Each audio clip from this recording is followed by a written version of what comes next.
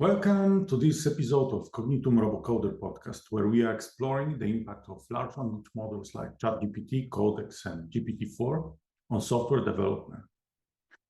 In this episode, we will try to explore the way large language models impact software project management, and if in the long term, we'll need project managers at all.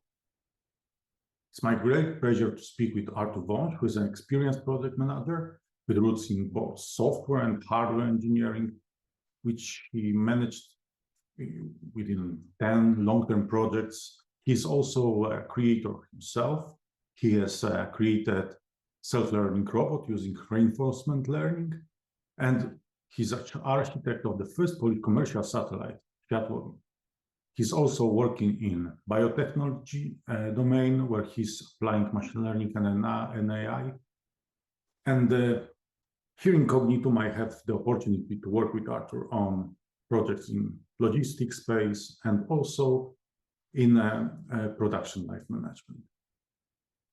I know him a bit, and I know he's fond of the newest technologies that can improve quality of life and efficiency of human beings. So without further delay, here is my chat with Artur Wąż.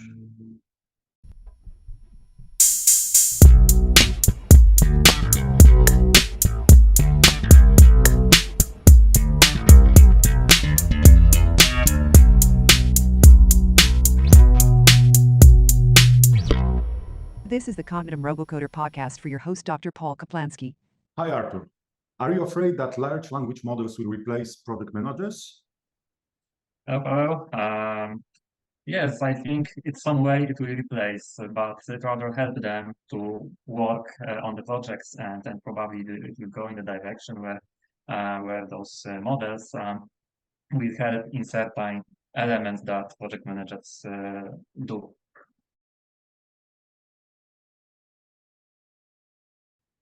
We know each other for a long time, and we were working on several projects.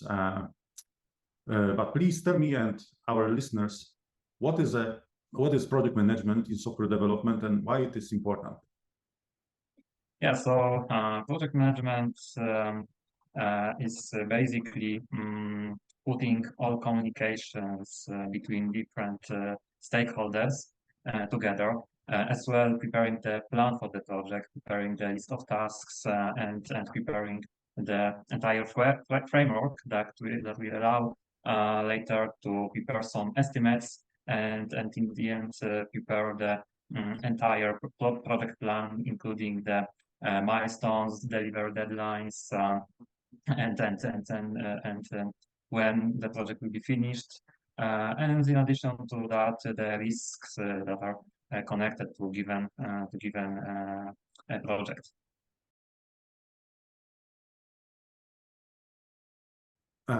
Once the project starts and stakeholders are already onboarded, and then naturally everyone wants to know how much it will cost. So we need to break down the project into some smaller pieces and somehow roughly even estimate them.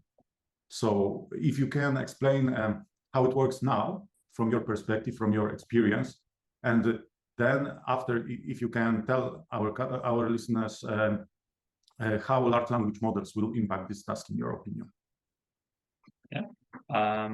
Okay, so first thing, currently when we preparing the project plan and prepare the budget related to that, and as well the delivery times, we have to go through a couple of iterations to discuss with the customer, as well as with architects and internal developers to discuss how much given small task will take for us, and how much and what is the necessary involvement from other perspective. So you mean software developers are actively involved and they are acting like experts in the field, so they can give us the estimates? Yeah, that's right. It is an important as well part, because as a project manager, you don't have clear view on the very small details that could arise during the development process. Mm-hmm. Yeah, that's the one thing. And so the first thing we have to focus is the task definition. So when we try to define a task, we are splitting it for some big tasks which can take, let's say, a couple of months, etc. Then we are splitting all those tasks to the smaller pieces. And once we have those smallest one, then we are estimating everything. And at this lowest level, I think LLMs can help us in some way. So let's jump into some example Okay, that I can. So you will show us actually your desktop. Okay, no problem. Yeah, I'm showing right now some screen, but I try to somehow explain for the audience that are not capable of seeing the video. Yeah, great. So basically, prepared two descriptions, two examples, which differs from each other a little bit, but shows where the LLM can help us at this point, at this moment, and where can't. So examples are prepared on the model GPT-4 from OpenAI. So as for the first example, I have a task, very specific task, which is related to integration 0 to our system as an identity provider. So first, what we usually have to do with these models is to check whether this model has any information about the technology we want to use. So, for example, I ask ChatGPT for integration with zero IDP provider, and once I see some response that is telling that he knows something about that, has seen some documentation, then I'm proceeding to the next step, which is basically very specific request to provide me information how to integrate zero identity provider with Azure AD. So Azure Active Directory. This is the full name.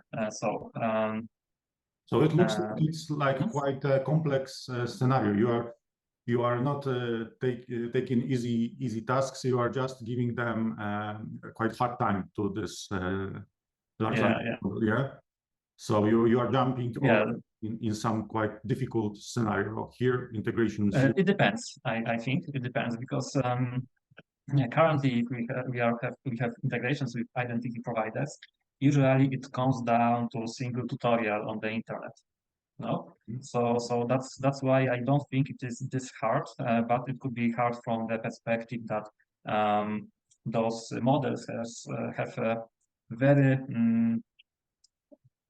widespread knowledge about everything, and they could mess up some information.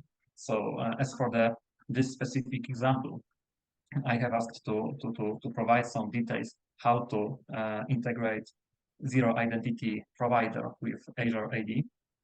I have received a totally opposite response from ChatGPT, and it showed me all the detailed steps how to connect zero with Azure AD with Azure AD as an identity provider. So it's in the different direction that I wanted, to be honest. And it provided a very detailed description with all the steps that we have to take in order to make this configuration possible. So I have, but for someone, for example, that is not very very well educated in the field, I mean, doesn't know actually all the details about this identity providers, it looks quite impressively. I mean, it looks like it is a exactly detailed instruction you were hoping to obtain. Yeah, because we can see here some information like saying create a new enterprise in Azure AD, sign off to the Azure portal with the link to it, go to Azure Active Directory, enterprise applications and new applications, all what you have to click out in the menu to get to your goal. Then it says create your own application and provide the name for application, etc. And we have multiple of steps. In this example, I have checked it is 7 steps that says about what to do on Azure side, what to do on Zero side. Yeah. And it is very detailed that if you look at the first glance, it looks like very easy thing to do. But in the end, when I gave this task, this description to our guy that is responsible for integrating Zero SSO with Azure AD, he get back with the feedback that I don't think it is possible to do. And here we have approached the problem of hallucinations that this model had, because in the end, when we checked afterwards the entire documentation of Zero, such integration is not even possible. And this model has responded with very details of what is not possible to achieve in the end. So it's messed up multiple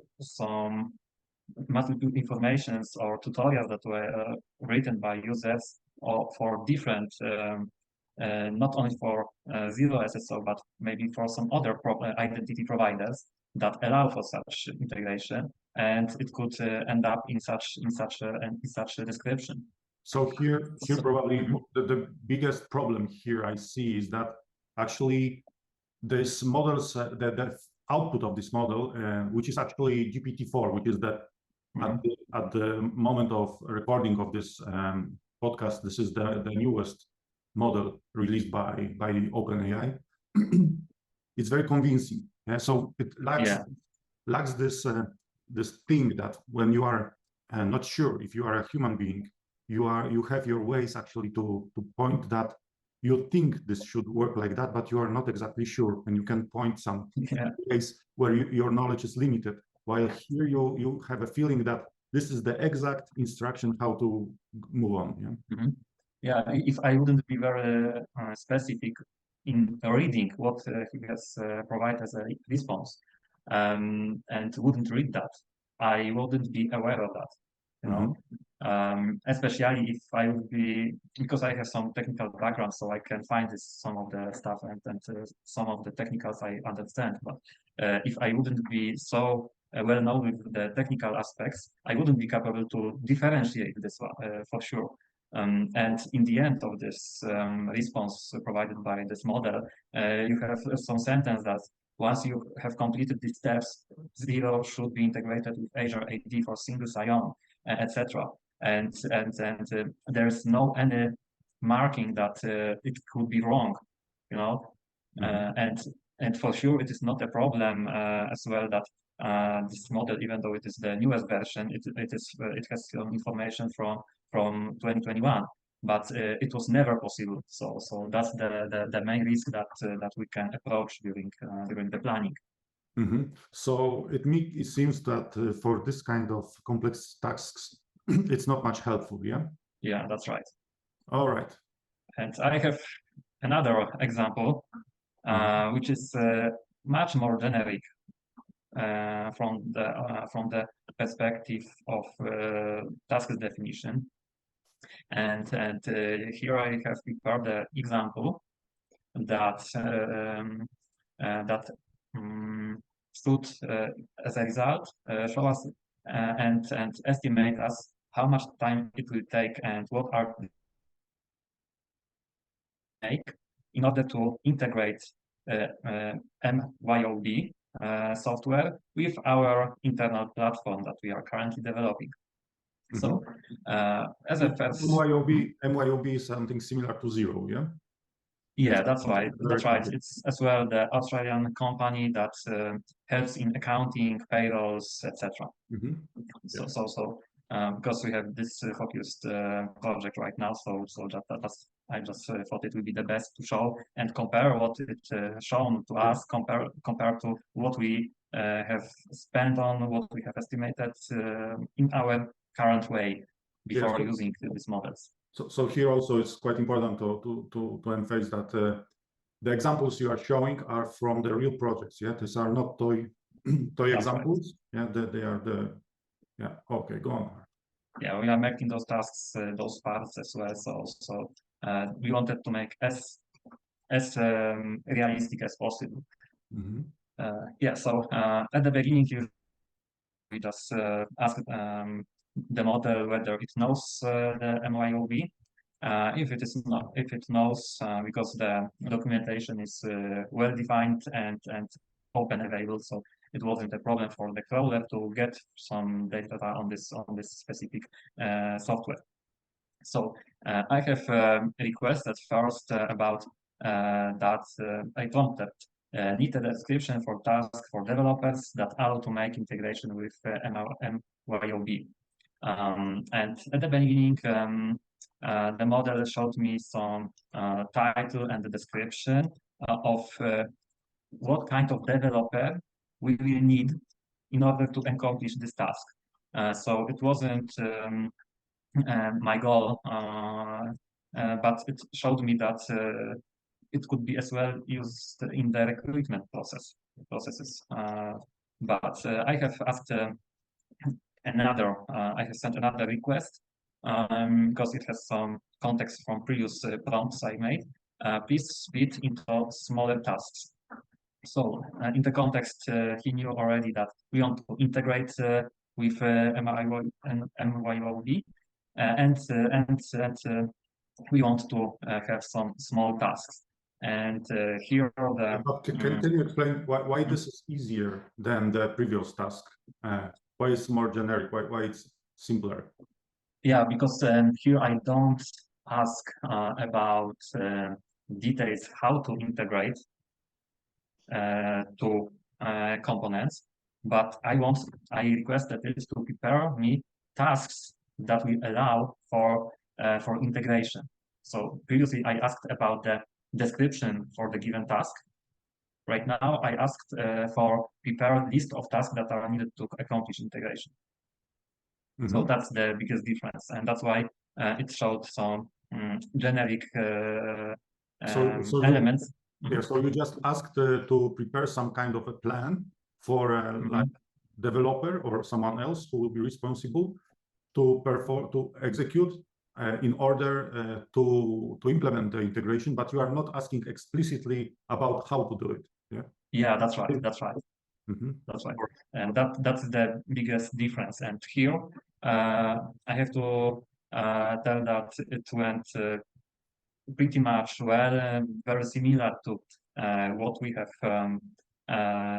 prepared as a tasks for the integrations. There are some small differences, but I wouldn't say they are so that important, but we can certainly use those tasks to prepare this integration. So for example, as a first task, it defined that we need to set up a project and explore the API, so make some research, etc., to be aware what has to be done in order to be able to retrieve some data from MYOB or put the data to MYOB.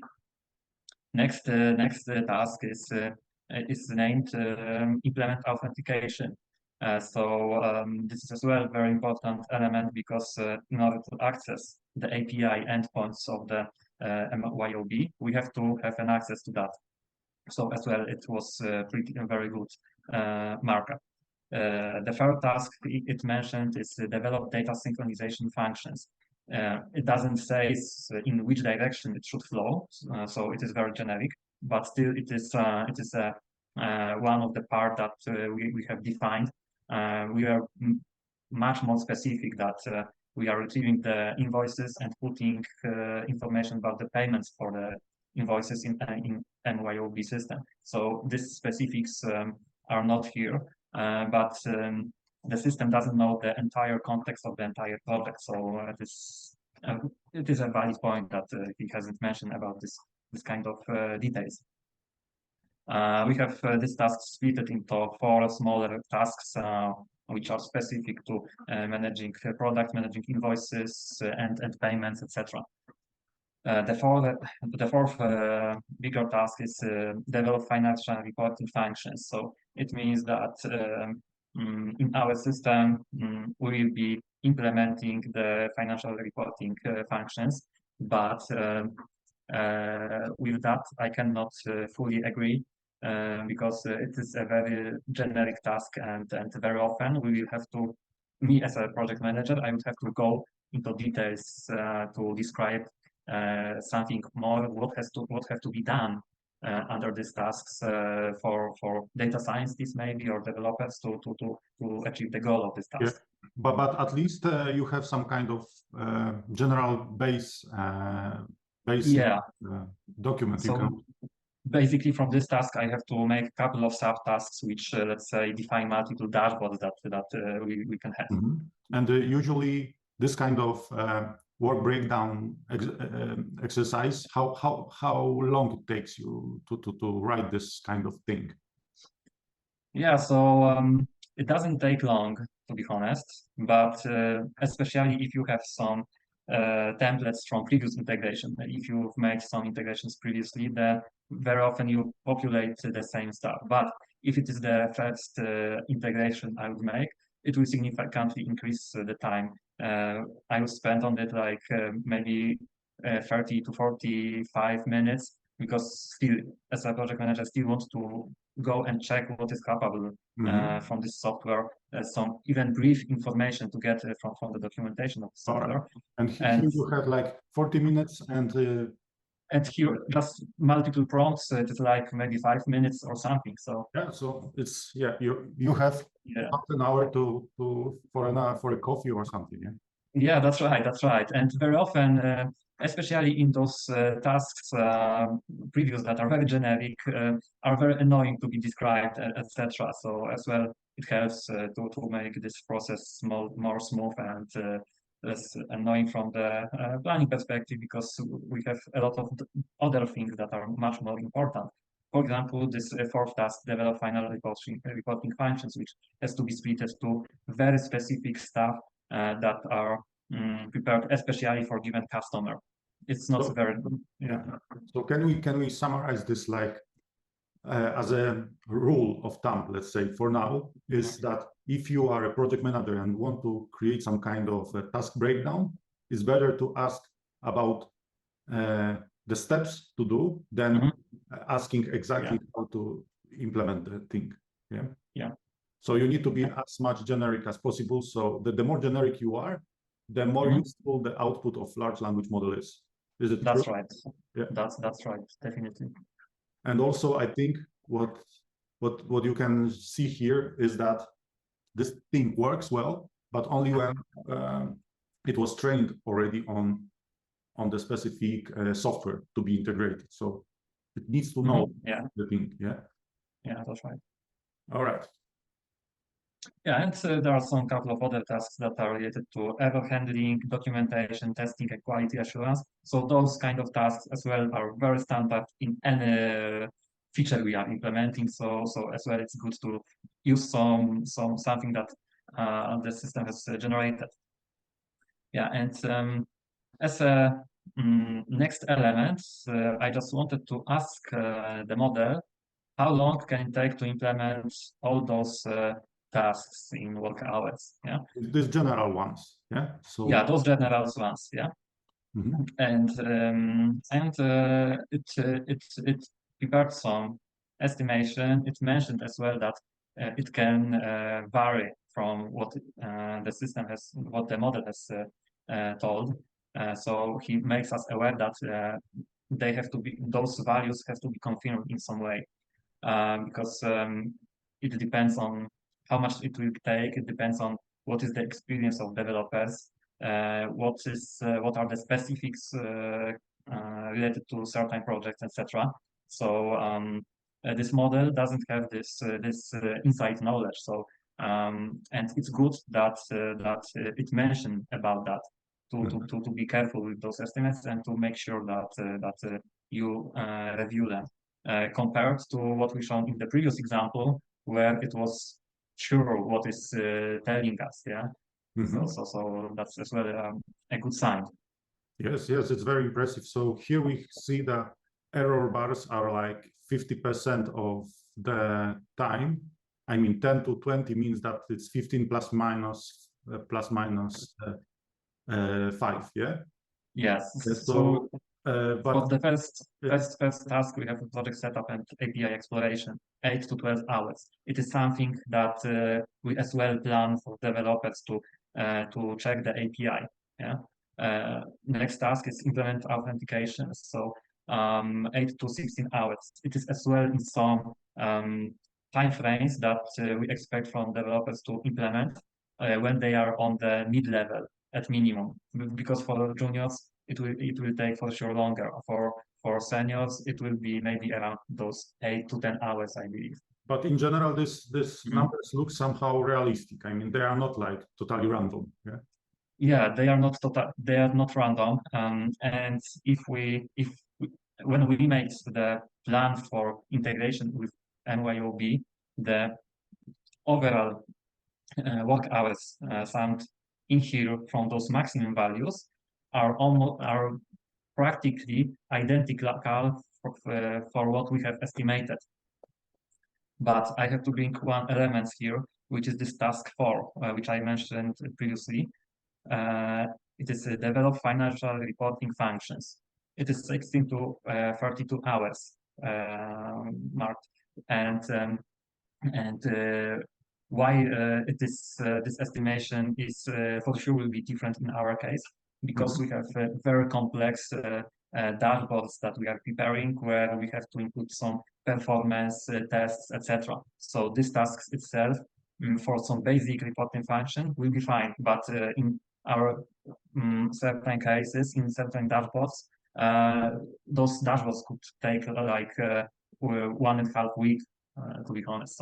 So in here we have to be as well careful for this kind of tasks.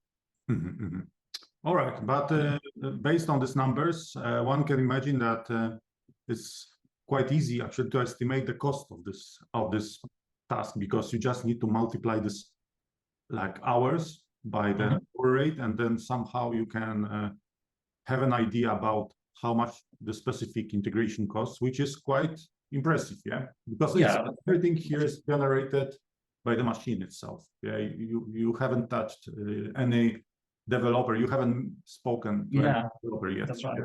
And only besides this task 4, everything is very nice and clear. Assuming that that the model assumes that this task 4 is for some generic dashboards, generic reports, it is totally all right. So it can be used already to put on some roadmap to specify the milestones, etc. for this specific integration. But you have mentioned that you have some technical knowledge, so you are able to somehow judge if this is true or not. But in general, somehow you will also need to confront this with some developers, yeah, to make sure that this is not a totally out of scope, yeah. And also, if you have a developer that tells you that, for example, the task number 3.3 is, in his opinion, is like 60 to 80 hours, what you will do? What do you think? What would you do in this case? Yeah, so you have a comparison that you have received this up to 20 hours. Yeah, so this is the thing that we have to probably go to the details with the developer and discuss with him why that he estimated for such a long time, and we would probably go through all the steps. For example, he showed me part of the documentation. He needs this endpoint. This has a lot of different fields and dependencies on different objects that are required by MYOB to be provided. So in such cases, we'll be sure. But this is a good tool for project managers to have some reference. And I see that it will be better to be used in a way that you as a project manager prepare this summary for yourself, create some tasks, for example, in some project management software like Jira, and go to the planning poker to make the estimates with developers. And after the estimation, compare those values to those that are shown by model. And then ask in the specific scenarios, because if we show this for the developers at the beginning, it could be somehow misleading and impact their estimations as well. So I think this will be the important thing. But I think assuming that we will have such model LLM that is, let's say, set up in our company. All right, so let's discuss this idea. So what we see here, what we experimenting with is this is the GPT-4, which is like globally available thing that is being trained on a specific software that was publicly available and so on and so forth.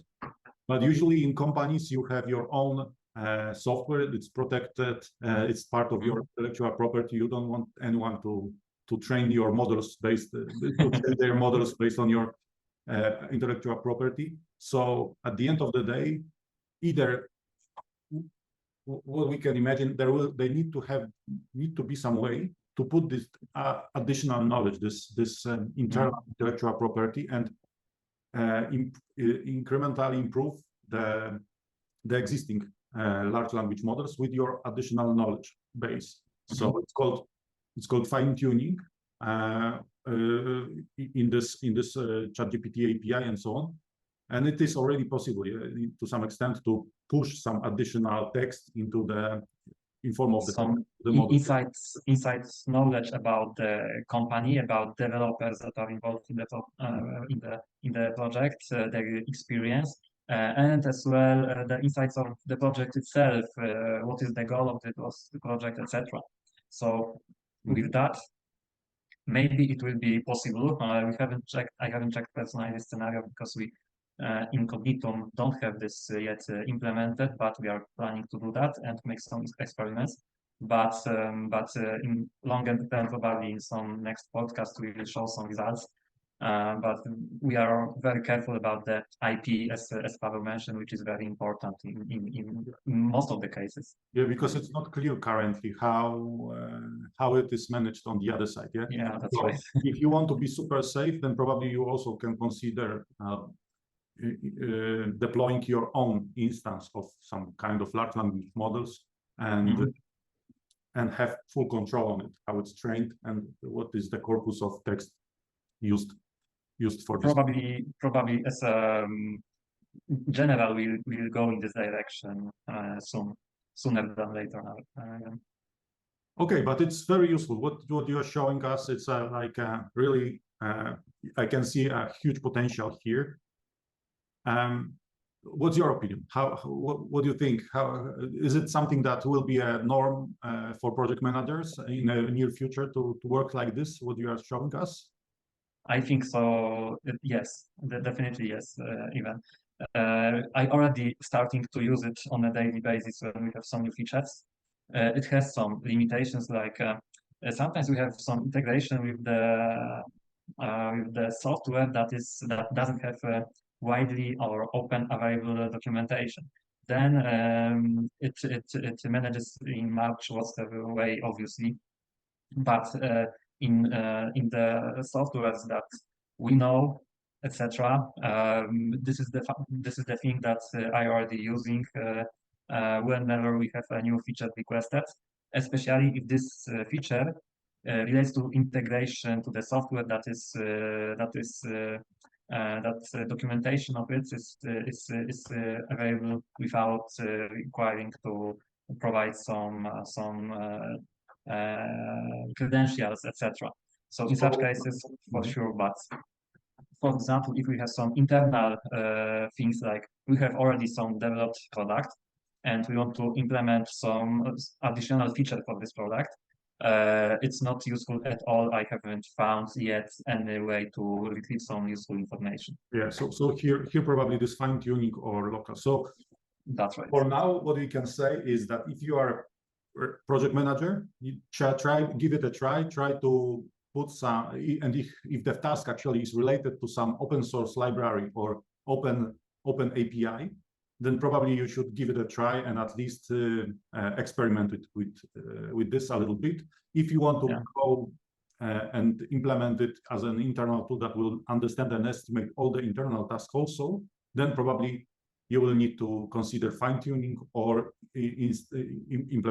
deploying local instance of large language model. Because as well from you as a project manager, it will be important to start to learn such technologies because probably in the future it will be looking a little bit different, but I don't believe much of a difference that what we have right now. So it will be as well for you a good introduction to this kind of systems and yeah. So all right.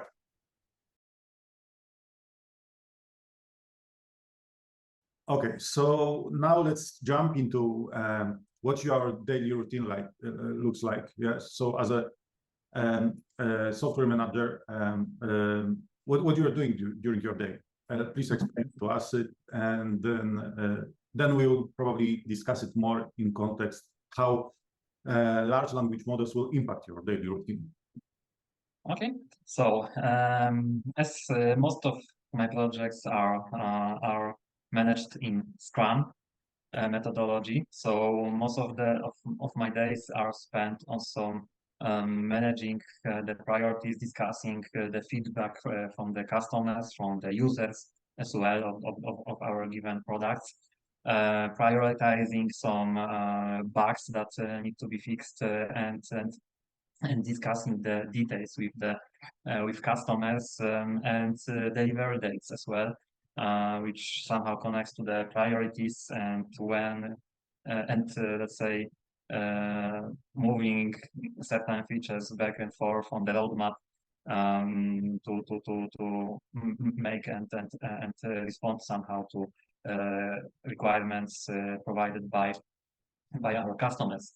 So and in addition to that, I spend some time on meetings with development team as well, with architects very often to discuss those requirements to make sure that they are technically viable and provide me some support with the estimations of those features. So that's basically what I'm dealing with on a daily basis. This somehow changes if new projects arise, as we discussed in the previous part of the conversation. We have been discussing about the planning of the project, but usually most of the time I'm spending on this kind of stuff. Mm-hmm.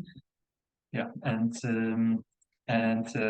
in this I see as well some potential help from large language models that could be helpful in this kind of cases for project managers, product owners, or Scrum Masters, because in Scrum we have specifically this product owner and Scrum Master, not a project manager, because he sits on some higher level with the definition of the contracts, etc.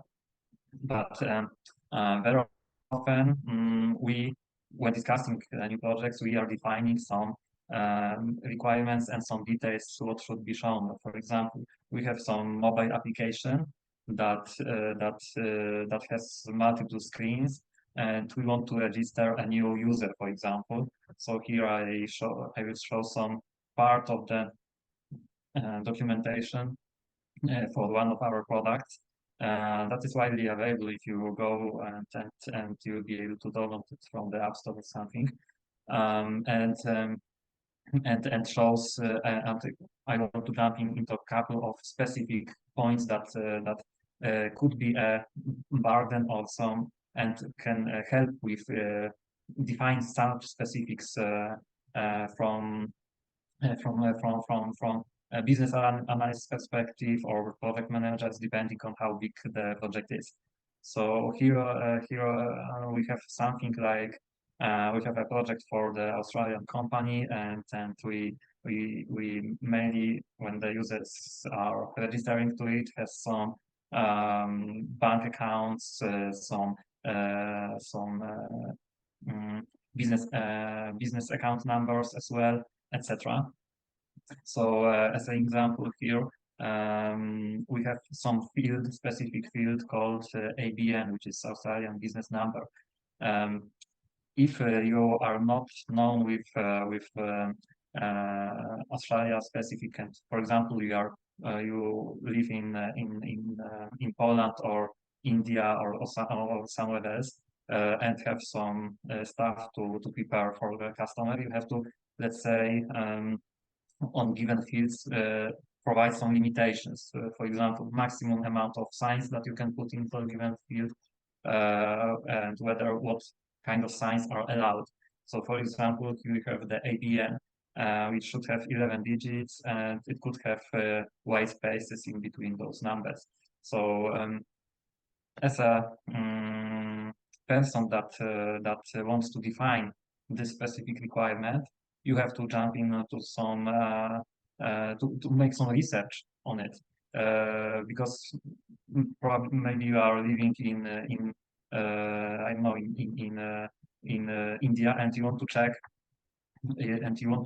for example, how ABNs looks like in Australia, and you have to go to the internet, look for something. But if such tool, such model would have some insight that this is the Australian project, then providing such an ABN, the part that I'm marking right now should have 11 digits with possible white spaces, could be filled automatically by this large language model. So this is the kind of stuff that could help out with very specific specification of very detailed components, which we are dealing on a daily basis. So what you are saying is that if you put if you have some general description of requirements, yeah, then you can use large language models that were already trained on some of the geographically broad aspects of countries, so they can specify it a little bit more and put some additional knowledge that helps for further development. Yeah, so it will expand a little bit the requirements, making them more strict. I mean, more defining them more defined. Yeah, in more detail. Yeah, in more detailed way. Yeah, so it's like, so here we have large language models helping us in requirement engineering. Yeah, that's so right. Is it the tool, actually the tool for project managers, or it's more for project for designers or for product owners? What this is your responsibility actually to specify all these details? How do you think? It depends on project very often, and depends on how big it is. Because if we have very huge projects, then usually for such specification, very detailed specification, we use business analysts.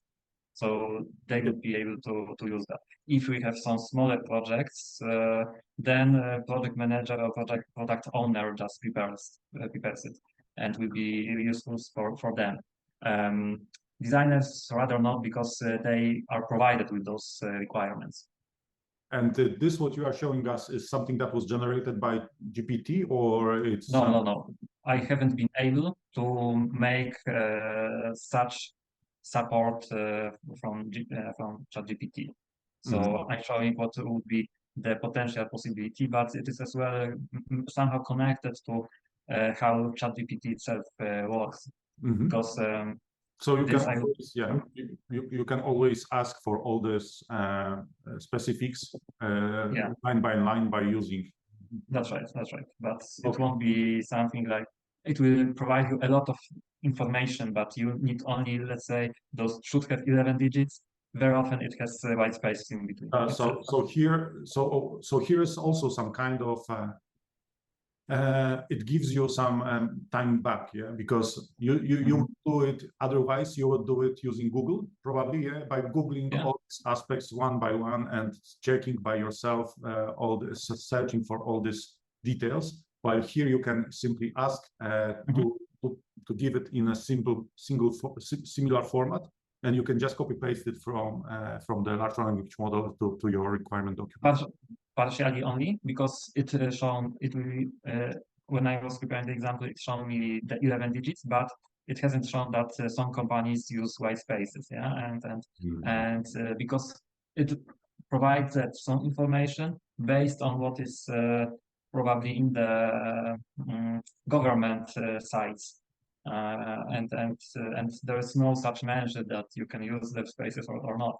But it is very often used and very fast. Some customers will get back to us with the request that they want to have white spaces because they have adjusted, they cannot copy some stuff. So what you can see, what you can imagine actually is that usually when you are building the requirements for the product, they start with general ones. Like for example, let's use WorkPro. WorkPro is the KYC system. For those who are not familiar, is one of the KYC systems allowing you to screen the person and check his legal status. But usually, if you start the project, there is only one set. Let's use WorkPro, And if you go into details, I mean, if you want to create the requirements, actually, what it really means, then usually it requires digging into the internet, checking all the descriptions of the services and so on. While here, as I understand, you just using these large language models, you can generate this automatically, at least to some extent. Yeah, because when we define project, we're just saying let's integrate with WorkPro, let's provide something like invoice information and some bank account information, and that's it. Because in Scrum, especially, it is an agile development, so agile approach to management of the projects. So that means that we are not specifying into very big details what has to be done. So, and this is specified along the way, step by step, during the development of some other features. Then we are preparing the requirements for the new features in this very detailed manner. So this is the thing that differentiates this type of management of project methodology. Okay. Yes, so there's another example, bank account information as well, which for me, I live in Poland, and it was as well a little bit strange for me at the beginning that in order to have the full amount of information, you have provide account name. It is obvious, but there's a BSB number and bank account number. So as well in here, I think if we have in the future such tools like LLMs will be able as well to help with specification of this kind of details. So for sure, it's something that helps you, saves you a lot of time for the research if you can specify the context itself in a quite proper way. That's right. Yeah.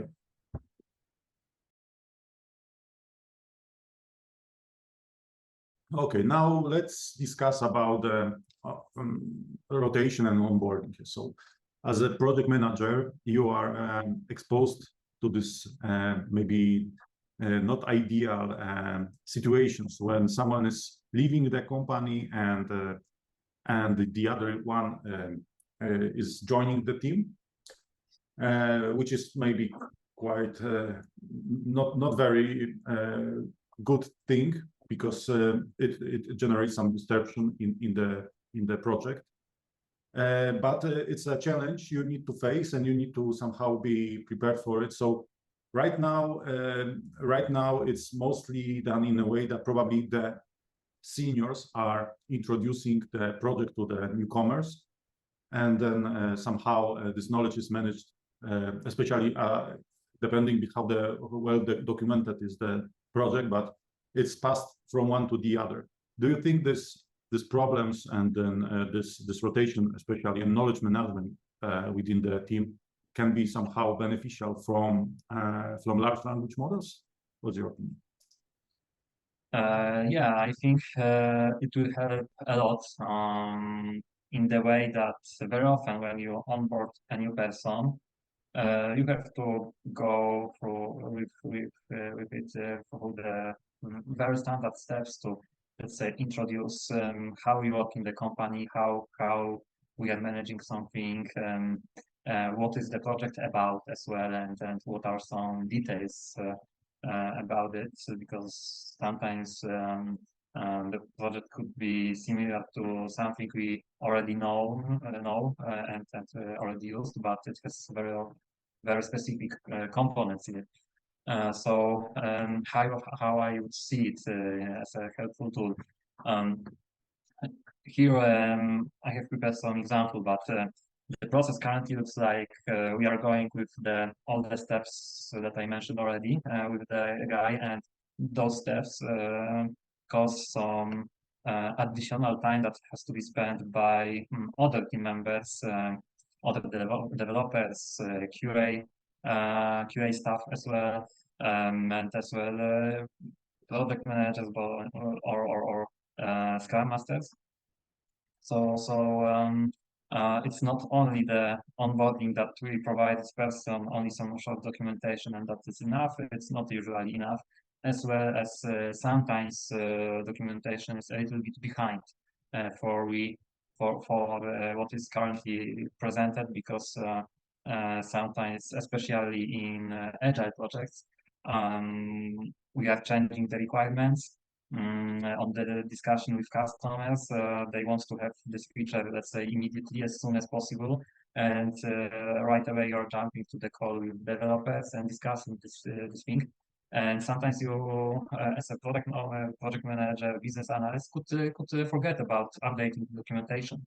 Yeah, this is a very good point. I mean, because as we know, for example, in Scrum, there is a shift from documentation into the interaction within the team. Yeah, so it's more important to have all the team know what to do than spending hours and hours on documentation. But it's somehow also important because you need to have this knowledge written somewhere in case if someone actually from the team has went away, yeah, and you need to preserve this value he generated or she.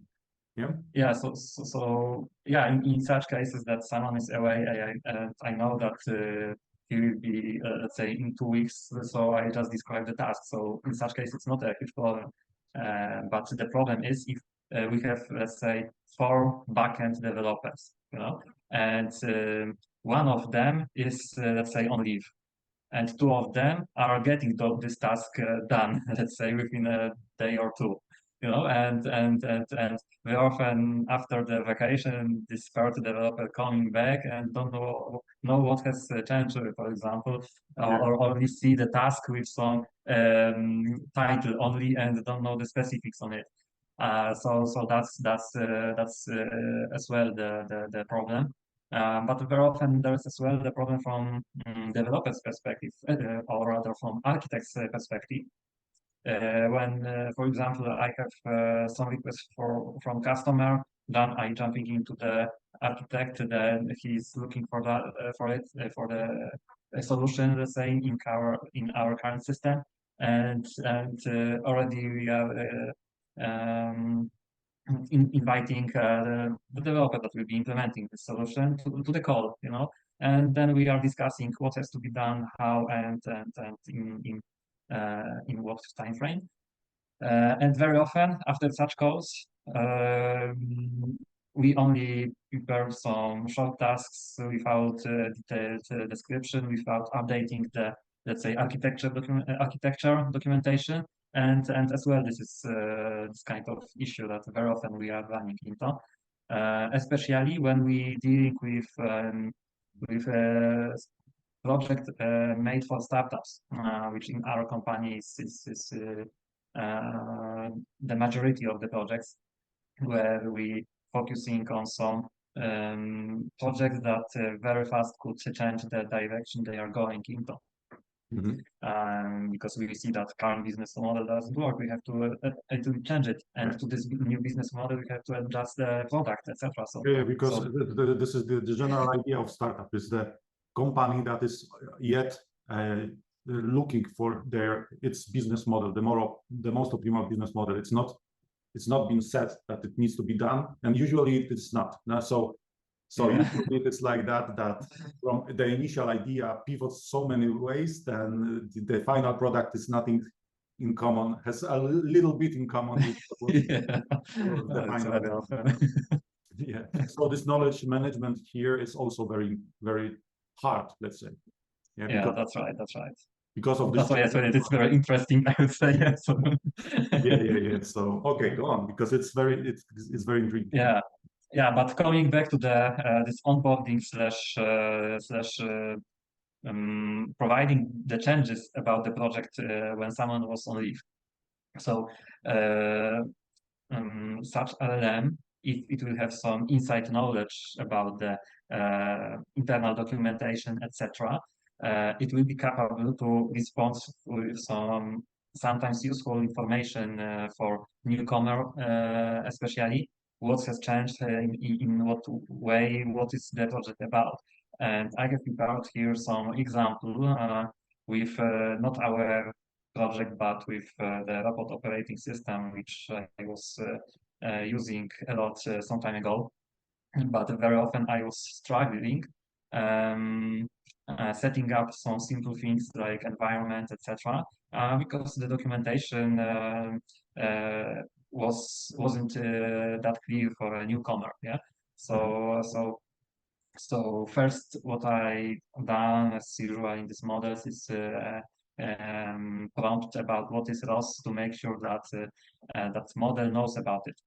And try it after that. I have reported some bug on forum a long time ago with the topic named error viewing image on RQT after converting to HSV color space by OpenCV. It means the problem with conversion of color space in some libraries.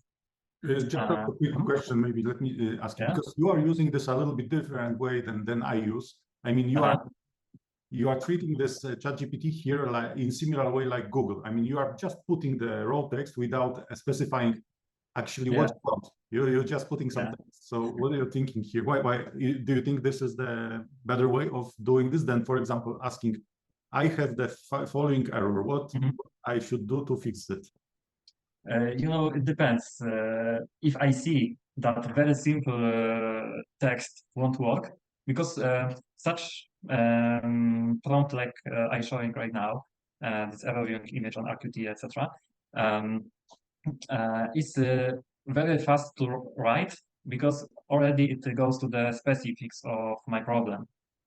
If I see that ChatGPT has problem with understanding what I mean, and sometimes it happens, then I go to the thing that you mentioned, that I'm very specific what I'm doing, provide some bigger context or something like that. But most of the cases, I'm just putting one phrase, another phrase, and very often have what I want. Yeah, and because it is faster for me to write it in such a way. Yeah. I'm just a lazy person from this perspective. Makes sense. You should do it as fast as possible. Yeah. So that's my main goal. You don't have to be kind. You don't have to be kind. It's just the machine. All right, I like it. Yeah. Yeah, so I have asked about this specific problem when I had in my project, and even it didn't have the inside knowledge and the code that I wrote, for example. It still shown the proper steps I should have modified in some certain lines, basically. So how to call proper functions, for example. And this kind of setup, if we involve as well into our projects as a separate instance, for example, with this training to the specific case, we probably will be use it for the newcomers to the project, for example. If someone don't know the project itself, what is it about exactly, or don't know where something is within the project, it could potentially help such person to identify the kind of problems. For example, this person could mark this CV2.cvt color, find it in the code, this specific function usage, and then exchange it to the one that should be used for the conversion and something like that. So if we allow. What's the case here? If you can just give me a hint. So you are trying to fix the error, yeah? So you have the error and you are trying to get some knowledge how to fix it. Yeah, because if we call this function shows as an argument, it has input image, and one of the arguments is the cv2.color bgr to HSV, because we want to achieve the image in HSV color space. Yeah, and apparently it shows some error because cv2 is not initialized or something, or etc. And in order to use it in ROS specifically in this software, you cannot call directly CV2 because it has some distributed infrastructure for delegating the tasks, etc. We should use using some kind of so-called here bridge to OpenCV. So it's something similar to Stack Overflow, yeah? You're using here GPT-4 like Stack Overflow thing, yeah? And I'm pretty sure this is from Stack Overflow somehow. This one is from the forum of ROS, of Robot Operating System, and I asked about this question like 5 years ago. So already your question already is the part already became a part of the training set for. Yeah, that's right. Yeah, and I was spent like, because if you exchange the information on forum or Stack Overflow or something like that, it sometimes takes a couple of days and you have no idea, and you don't know that you have to use some bridges or something like that, or we can have something in our projects where we have some overlays, etc. To somehow make an easier and apart some components in the code. So in some cases, I believe it is as well something that we can look for in the future.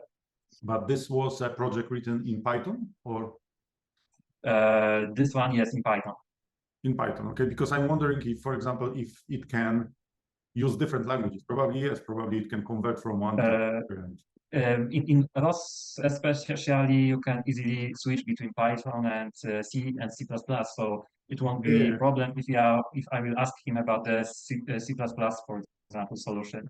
Yeah, I mean here in GPT, I mean if for example once, because you explained this in Python in using your knowledge, and then it's somehow reuse this and can switch to the other language. Anyways, but so.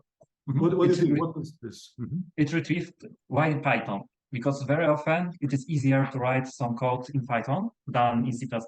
And previously I provided the context about the ROS and RQT. ROS is especially have libraries in Python and in C and C++ only. So that's why it showed the Python as it is mostly used in high-level stuff. We are going to C++ only if we need to optimize something specifically. So you can say that this way we have obtained some kind of hyper Stack Overflow solution. Yeah. That's right. Okay. Yeah, and if you are a new developer and let's say some of the stuff was discussed on some meetings or written in the documentation, and in addition it has access to the code itself, because for ROS it probably has the access to the code because it is as well fully open source on GitHub, etc. So here you just asking if in this context of knowledge management during the rotation, yeah. So here you can imagine that probably you need to have your own instance of large language models, which was fine-tuned with the product itself. So it's not enough for it to be just ChatGPT, because otherwise you will need to use you can customize it directly only using the prompt. I mean, you can just create the context using the prompt, and it of course has its own limitations and so on and so forth, depending on the size of the language models and the generation, but it's still limited. So if you want to push some additional knowledge, then you need to fine tune it. I mean, retrain it to some extent with the stuff. And this is the way that probably can be useful for newcomers, because they can directly ask this custom large language models fueled on your additional knowledge about some stuff like this. Yeah. So is it true? Yeah. Yeah, that's right. Certainly. Because you know, mainly the problem is with the IP that we are dealing and providing this knowledge to the general public. But if you have this your own instance, you are fully secured. So here, what we can say, for example, if you can consider this like a new way of running the Scrum. I mean, you have a Scrum with some robots. Yeah, you have some additional robots that is like keeping the knowledge within the. So it's like the knowledge keeper, large language model, additional player. So it gives us this flexibility. You don't have to spend too much time communicating this things within the team, especially if the newcomer comes. But you can use this knowledge keeper to support you there. And moreover, I believe it can directly generate some descriptions directly from the code. You don't have to maintain the documentation. Yeah. Most probably it will be possible, but don't wanna tell right now it will be possible. At certain point it will be. With current models, not so sure, because we already shown the problem of hallucination in some previous part of the discussion. Yeah, but for example, if you have some code, it can generate some kind of description of this code at least. Okay, from this perspective, of course, it can create and you can add it as a part of documentation that later will be used for the answers for newcomers. All right.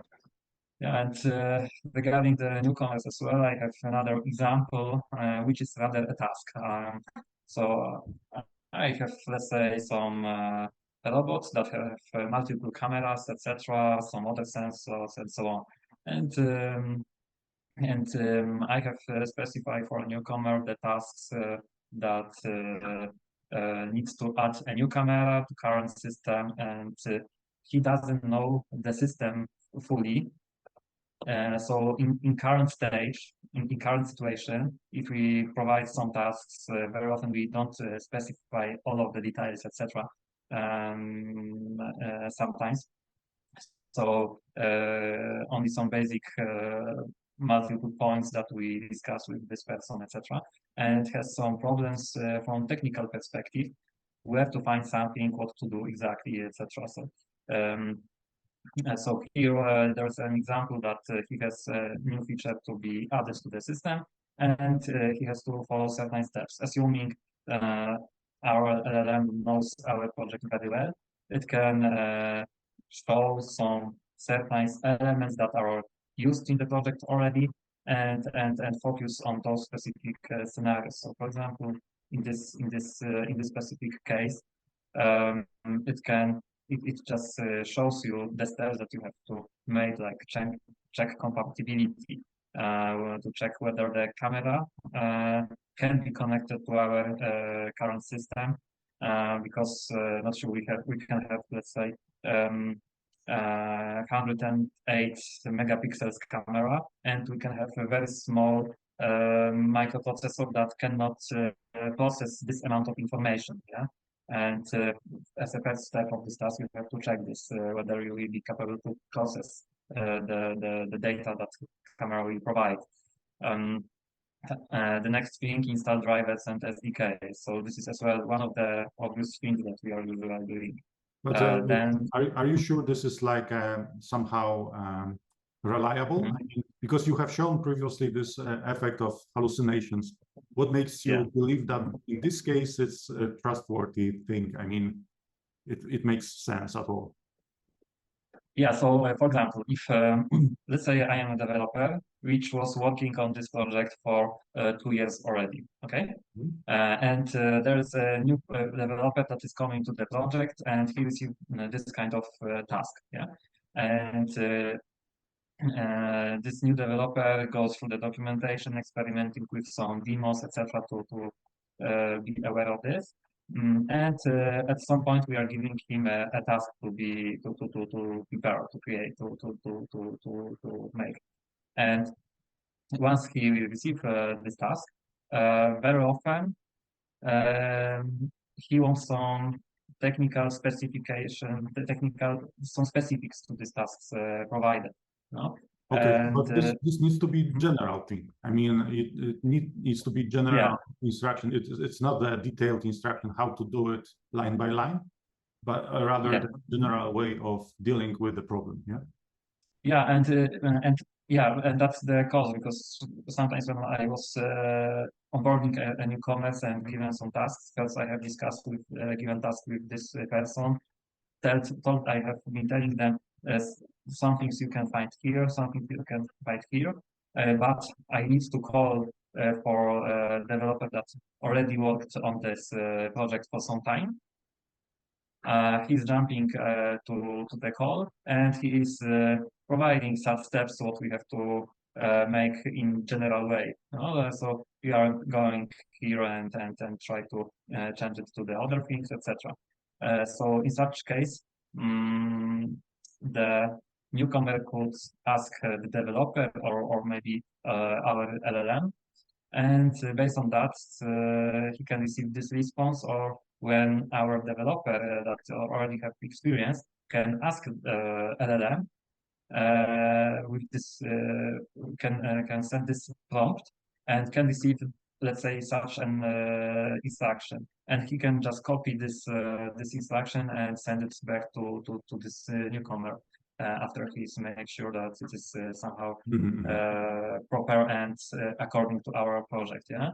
So it supports. So another time, next time, the pattern emerges here that there are many of activities in the project management and in the project lifecycle where these large language models can reduce the time of specific activities. Yeah. So it can appear in many contexts, in many places, with some very small things. But there is also this problem. I think we need to think about it and somehow try to understand it better. Where is this threshold between generic enough and specific enough, where you should not move into? There is also this danger that if you go too specific, you will face the hallucination and let's call it like a technically incorrect explanation. And you can mislead people with that. So that's one of the biggest risk of those models, those LLMs currently discussed. So it seems that it would be quite useful to have the additional model that will tell you if your prompt is generic enough. That would be nice. That would be really nice. Keep you safe from, if you are too specific, then you are risking that that the knowledge being returned will not be very reliable. Because this example in here, like, it has a couple of points, like check compatibility, install drivers and SDK, install those camera package, configure camera node, test the camera, calibrate camera, etc. That's generic enough that allow to provide some steps that a given person has to done, and they are correct apparently, because I have been dealing with that some time ago, so I know that it is correct. And at this level of generalization, it is for sure useful. If you go to the example I showed at the beginning of our conversation, it just generates hallucinations, and this is the thing that the second model you mentioned that will be analyzing this detailness, I would say, of the response would be very useful to those models. And do you think, I know this is like the broader problem, I think one of the main problems right now researchers try to resolve, which is these hallucinations and the confidence in the output. But do you think that this is a matter of the scale? do you think that if we add more and more machines, more and more training material, it will at some point be specific and will be showing you that instead of generating this very long description of doing things that does not make sense because it's not possible, it will just say it's not possible. Yeah, so it's hard to tell at this moment, and in this current understanding of the topic in general, because what we already made as a humans, not as we in the company. I'm speaking right now. So in the OpenAI, we have used not very advanced model, but very basic, and we just give an access to, let's say, unlimited hardware, you know, but we have some limitations and it comes with the huge costs, etc. So I think the balance between the model we are using and the hardware we are using, we have to somehow find some golden point to work with it, because the current models, with the current solutions, we are just training, we are just resolving the problem with amount of hardware we are putting in. But there are some other projects, some research is being done on some models that use some more complex formulas that allow to achieve comparable results with the smaller hardware. And we would rather go in this direction at this moment, because we already know that the cost of the running of those LLMs at this point is enormous, I would say. Yeah. But I think what we are touching here is what is very interesting, in my opinion, is we are trying to explore the limits of usability of these models within the specific environment, which is very well defined and very popular right now. I mean, software projects are being developed all the time, all over the world. So it's like the very common problem, and we're trying to figure out where is this limit when it still stays usable and when it's only the trouble. Yeah. So that's what those experiments are about. We are making in Cognitum on a daily basis to somehow find the perfect way with the current system. Yeah, and that's the goal, basically, that we should try to utilize those and get the knowledge about what we can allow it and where we have to be careful with it.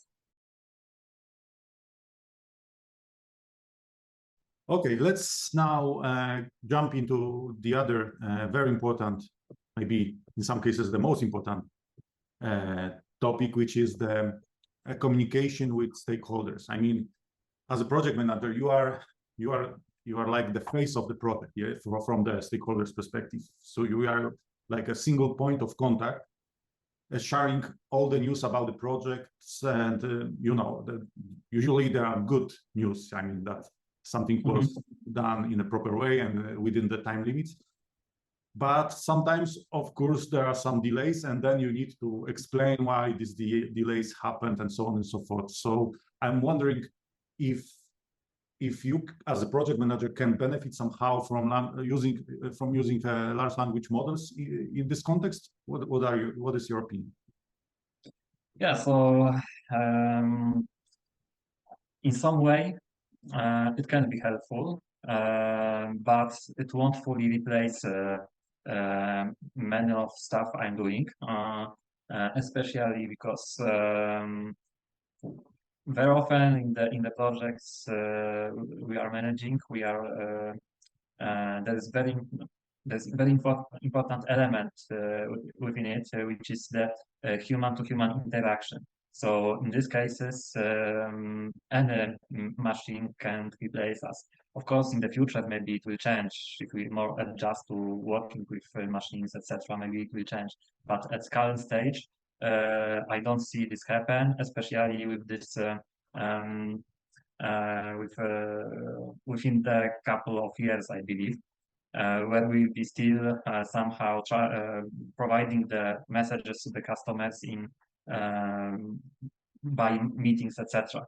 But where it can help for sure when we have some meeting, and after the meeting we are preparing the meeting notes.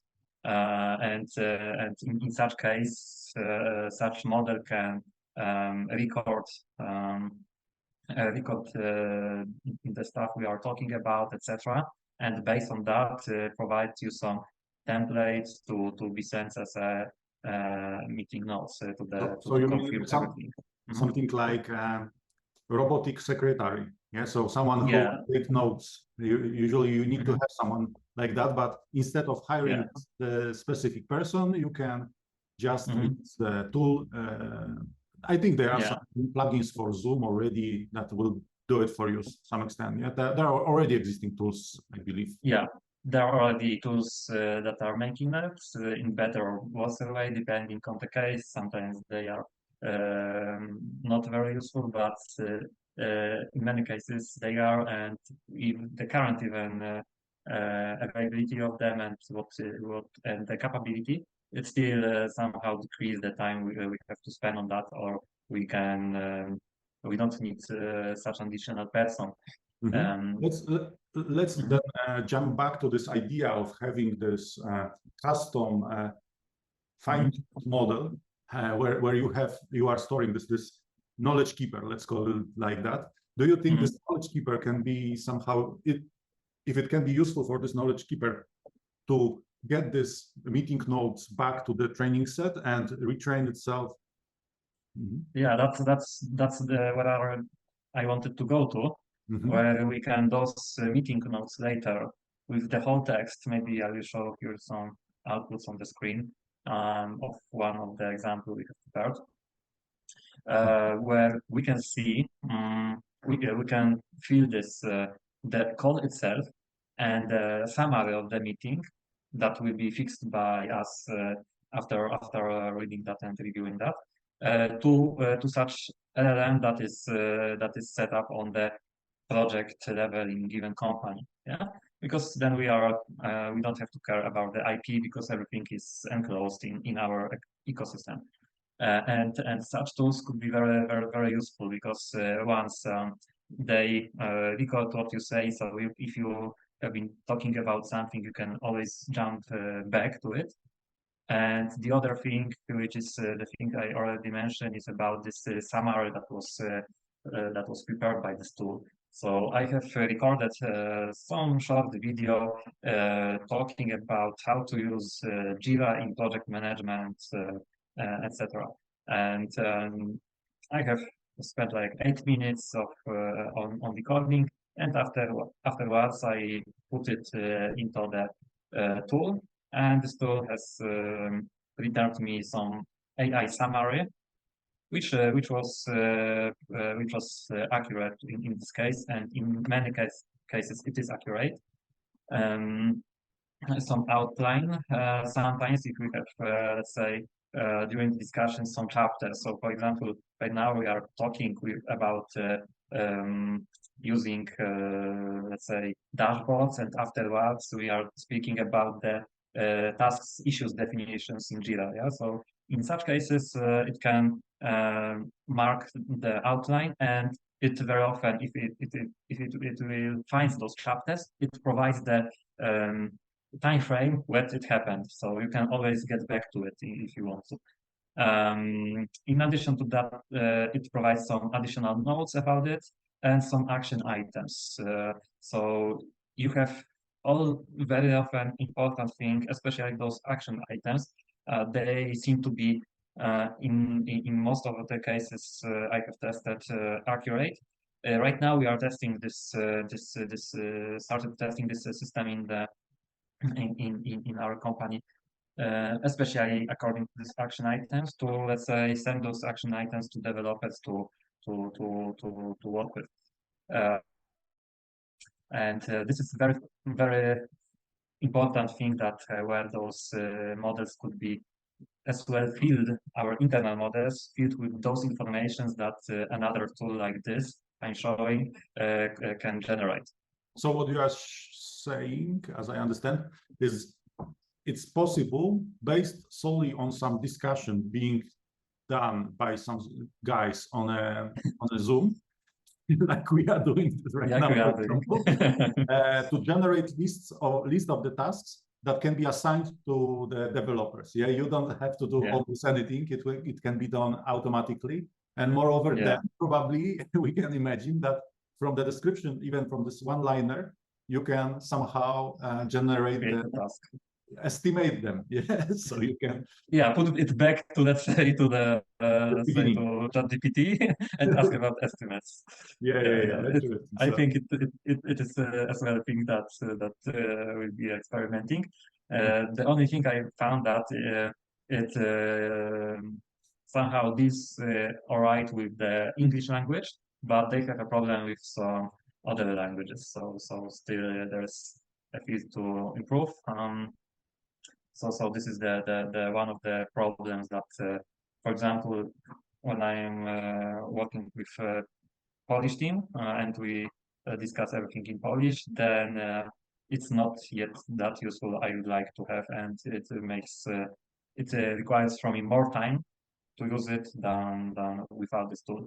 But you can always, I think, I'm not sure about the quality of translation in GPT-4, but at least you can ask it to translate from Polish to English. Yeah, so we can, but here we have this limitation in ChatGPT that we have limited amount of words we can provide in prompt.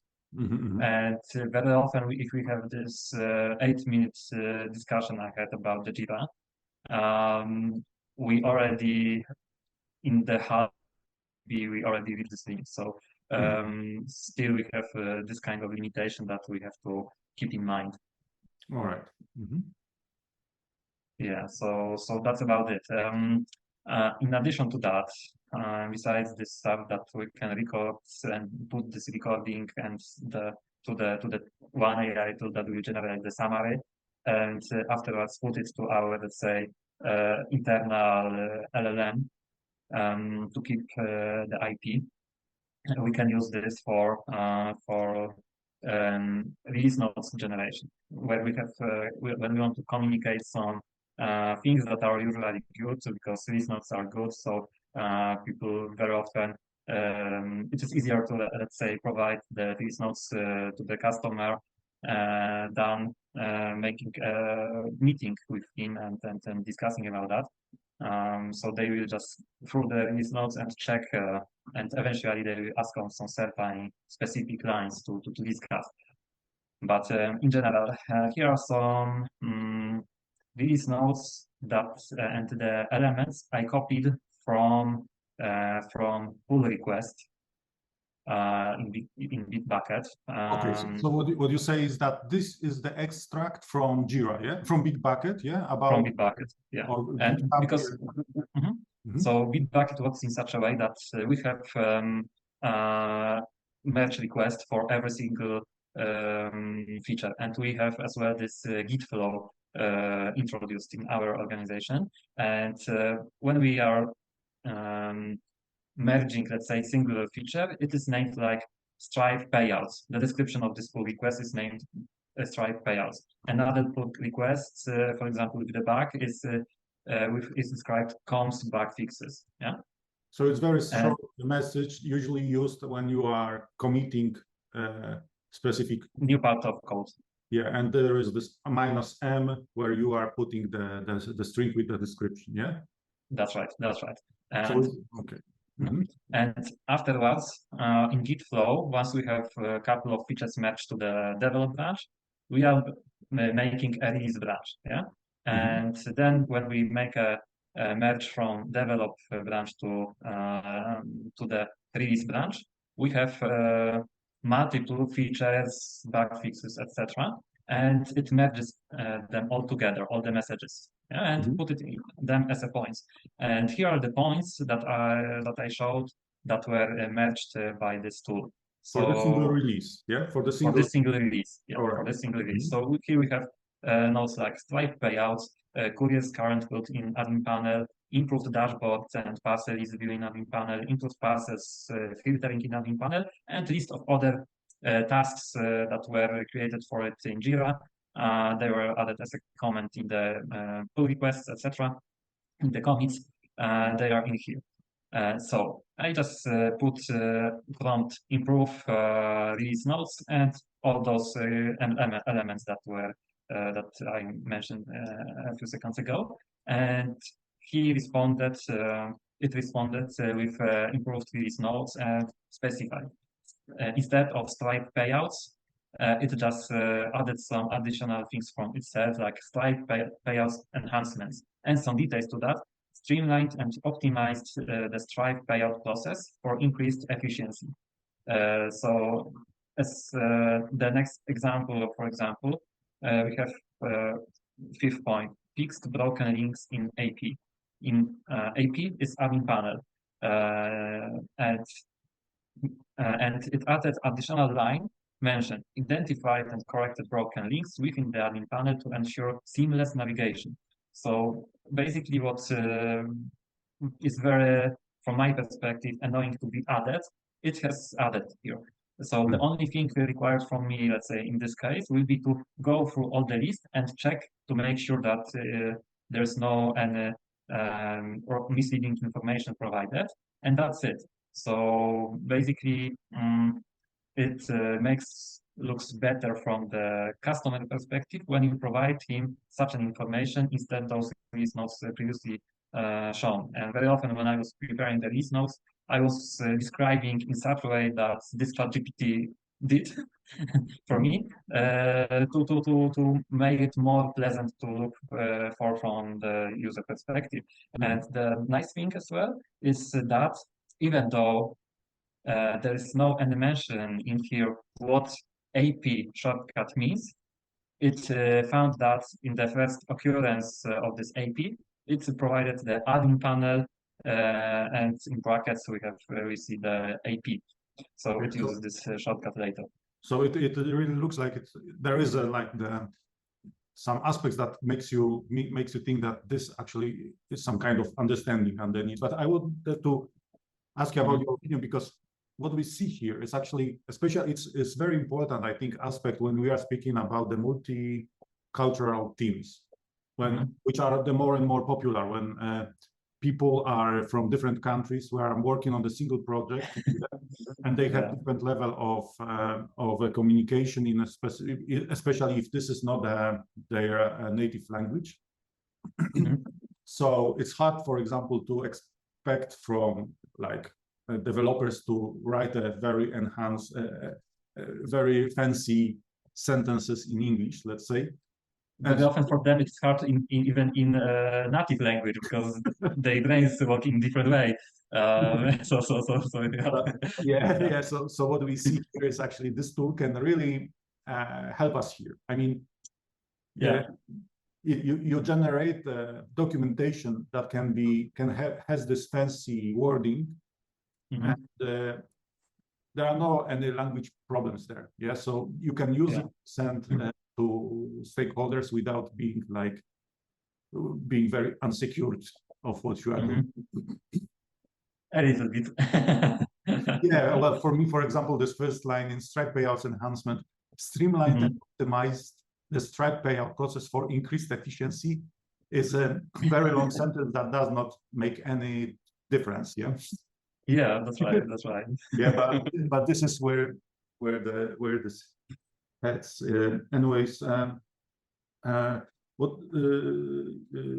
what do you think? Maybe it's a good time right now to speak about this aspect here, because as we were saying, this intellectual property especially seems to be a big problem here. But I'm quite interested in your opinion, because if we think historically, I still remember the days when everyone was afraid of the cloud. Yeah, I mean, there were people speaking that no one will use the cloud because you will put all your IP into someone else's computer and you will lose on what you are doing. Yeah, but our feed forward like 10 years or maybe not, or 5 years later, everyone is in the cloud. Yeah, everyone trusts more even the cloud provider than their own infrastructure.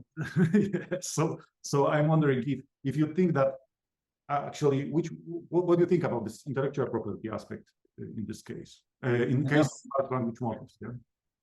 Yeah. So yeah, this is the hard topic, and not sure if I'm capable to respond how should we approach that, because it is rather the question to maybe law definition, or rather something like to how people that are impacted it are seeing this, yeah. But if we look historically, because I have read some books about different stuff, some historical books, similar kind of problems where when the um, uh, printing press was created, yeah. And at this moment, people who were delivering some information to general public, very often they were on the central of the city or something, and they were talking about news, etc. What let's say, for example, King has told, or what and something like that. And afterwards, they have been replaced by the newspapers. Yeah. Later on, we can see something like with photography. Previously, you have painters. Right now, we have photographs, and this was similar kind of problem. Previously, in the, let's say, we had musicians that were going to the concerts, etc. It was very enclosed. Later on, we had a radio that that could, let's say, reproduce this multiple times, and even something that from our life was the Photoshop. You know about the history of the Photoshop when it was introduced as well. Painters, etc., were afraid that Photoshop will totally replace them. Yeah, and in some way it replaced, but it created a new type of new ways of how these jobs work with. Yeah, and So, I think. so you think you are saying that this giving up this intellectual property is a natural progress also, yeah? Yeah, it will be a natural progress in this meaning. Right now, I have seen that when we have some tools or web pages that create your image from your text prompt, yeah. Very often in the terms and agreements, it's mentioned that those images are belonging to the company that owns this engine, and you can buy the law for this image for example, $9 or something like that. And Yeah, I think this is rather the direction that it will go, I think. Yeah, but here, especially if we are speaking about the software development, this is somehow different, because usually this intellectual property you have within your organization is the main aspect of your competitive advantage. You cannot give it up to the other guys, because then you will be left with nothing. Yeah, of course there are models based on the open source, which I'm like very supportive and so on and so forth, but it's very hard to make a open source project that is I mean, it requires much more thinking and preparation and much more thinking outside of the box, let's call it like that, than having closed source project where everything is secret. The secrecy is guaranteed by some legal aspects of the you have signed with your employees, and so on and so forth. So here we have the well, if you think there's more probable, if you have two futures, one future where everything is on the cloud, let's call it my OpenAI cloud, with specific fine-tuned models for every company, then large language models installed in every company somewhere physically or even on the cloud, but on a specific isolated environment. What do you think? What the future will be? I think something in between of those two, because some companies which are very strict of what is shared as well, still currently, even if we have this cloud infrastructures, etc., there are a lot of companies that still keep their own server infrastructure, their own hardware infrastructure. Banks, for example. Yeah, and there will be cases where those languages, those large language models will be used in such a way. But for sure, in most of the cases, especially where we want to deploy something very fast because we don't have time, because we know that competition could be faster than us because of that, and we are preparing not so, let's say, very new product that totally changes how we currently see, let's say, some work, some parts of the of our lives. In such cases, for sure they will stick to the fine tuning, but still some more, let's say, discussion and how it will be looking like exactly. It is still under development and after definition. It is not yet answered from the wide perspective, but I'm sure that we go in this direction because it is something, in some kind similar to the cloud infrastructure, and it is very much easier to deploy such model than pairing all the, let's say, stuff, all the Docker servers, etc. by your own. Now, let's speak about your predictions for the future. Especially, I know that here in our organization in Cognitum, you are evangelizing the idea of using large language models, and you are also have some hope to build or to contribute to the idea of building robotic project manager, some automated agent that will eventually take care about your responsibilities, however it is built. So I was wondering, what are your thoughts here? How you think it can be done? How it can work? Yeah, so it can somehow impact the project managers, and maybe some of them will be replaced. For example, in some simple cases when we have some simpler projects, simpler kind of projects, etc. But if we have more complex projects, or we have some specific projects with specific clients that say they tend to like, let's say, human-to-human interaction and something like that, the project managers won't be replaced fully. And the way that it could change, maybe what I see currently, is the how project manager will be working. And here we have, let's say, assuming we create such agent that will be helping and in most things replacing the project managers, but still we have some new projects arriving, and it will rather help project managers to manage more projects at the same time, because currently I have this limitation. I have to, let's say, spend time on this element, spend time on this element, spend time on this element of the project, and if we automate 4 or 5 elements of the project management, then I have this 1/5 that I have to deal with, and because of that I can take another 5 projects, for example, and manage another 5 projects. So do you think it will be more like agent? I mean, agent. So our current large language models are not agent because they don't have this agent loop. They don't observe the word and impact. So on. Maybe they are feedback loop. I know there is this project called AutoGPT and so on, that they are trying to build this kind of loop. But do you think it's more like the agent thing that will take over the project manager, or it's more like using more and more tools and giving them directly to developers will remove the responsibilities from project manager? What's your opinion? I don't think we should totally remove the responsibility, because somehow someone has to over supervise how the process is going. Yeah.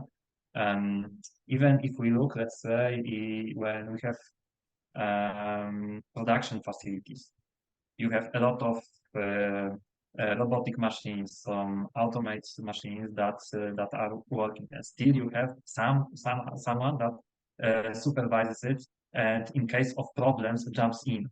So where project managers will land, it will be rather than running such agent once everything is defined clear. If there will be no any issues, then the project manager will be just communicating something, some simple stuff, and if the problem will occur, then he will be addressing this kind of problem. Yeah, and then this is the way where this is the moment where the project manager, or maybe the definition of project manager, we change, and we won't be speaking about the project manager position, but maybe let's say project supervisor or something like that. So it could change in this direction.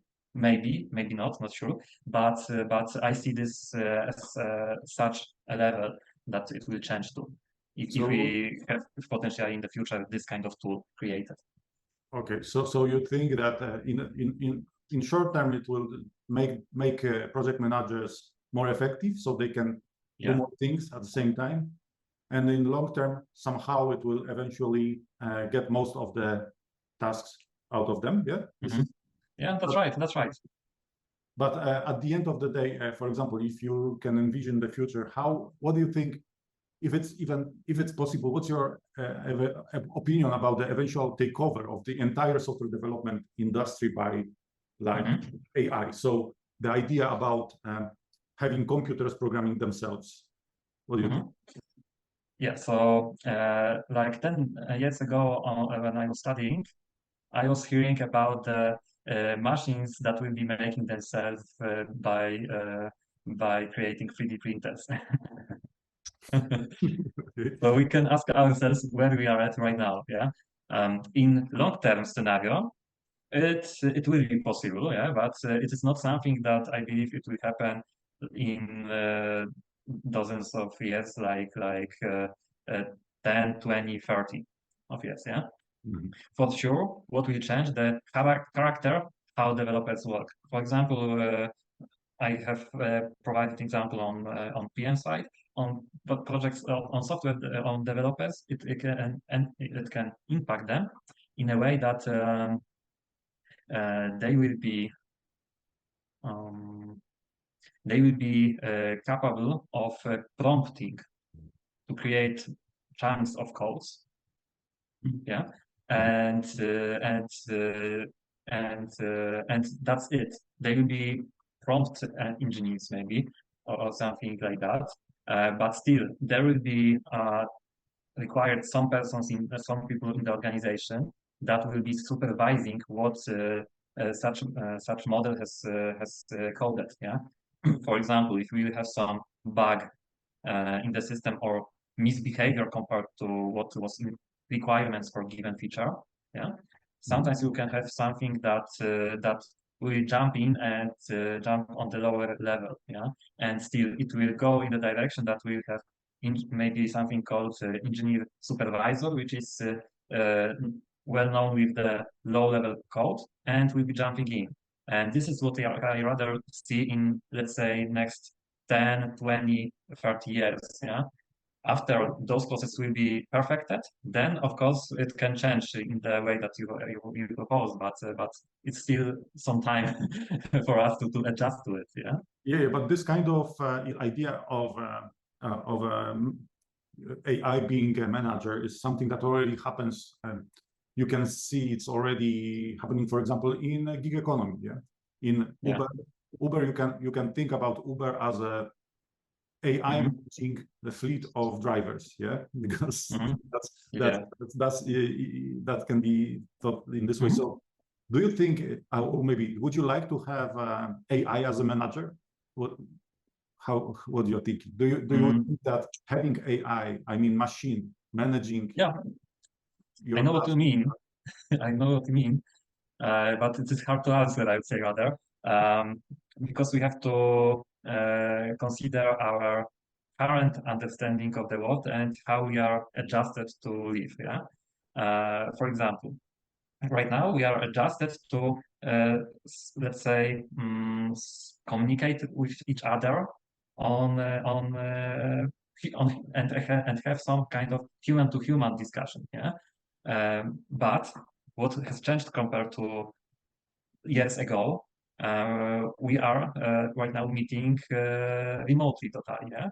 And let's say, I don't know, 40 years ago, we couldn't even think about such thing that we can meet remotely and discuss all the very details of the project and even whether we can how we can cooperate with the people from the other side of the world. But it has changed. So at current stage, I wouldn't like to have AI project manager, but maybe if it will be perfect at this technology, etc.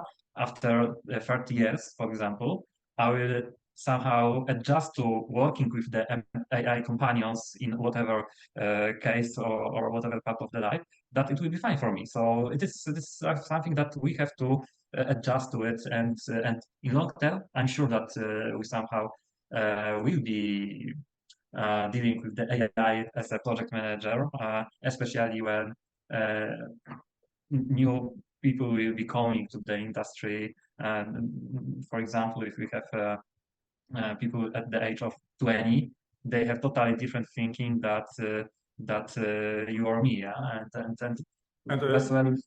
And that's very interesting. And that's rising to another question. For example, Yeah. what we can see, what we can observe with what you have shown us, especially, yeah, is that using these large language models gives you as a programmer possibility actually to directly generate some kind of impact, the aspects that usually were taken or were being done by someone else.